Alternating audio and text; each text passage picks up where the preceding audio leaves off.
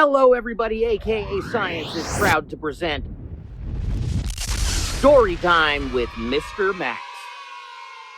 Today's story is Officer Panda Fingerprint Detective by Ashley Crowley. 3 p.m. Officer Panda begins his shift. That's unusual. 3:30 p.m. Officer Panda stops to question Farmer Barnes. Good afternoon.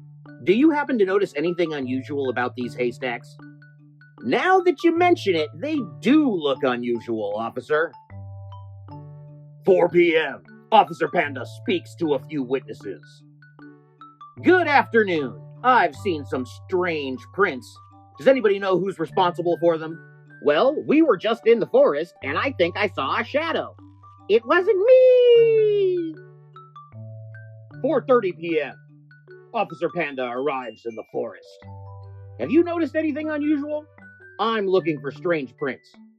No? Okay, I'll have to investigate. 5:15 p.m. Officer Panda makes some notes before heading home. 7:15 p.m. Officer Panda returns home to a surprise. What is this print doing here? That's curious.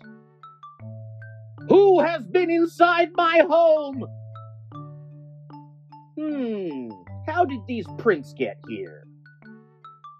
He looked closer and closer. Oh, I see now.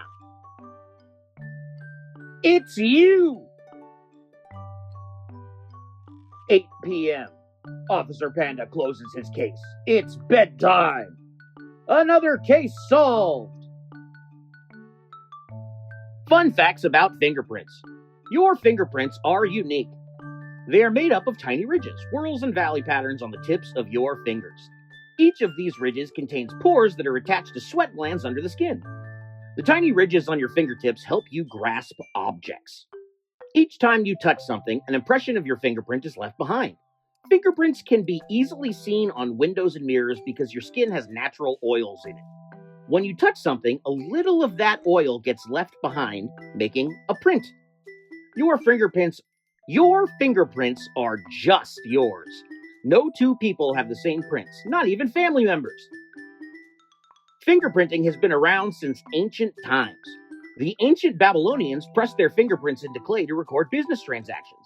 But the first time they were used to solve a police case was in England in 1858 by Sir William Herschel.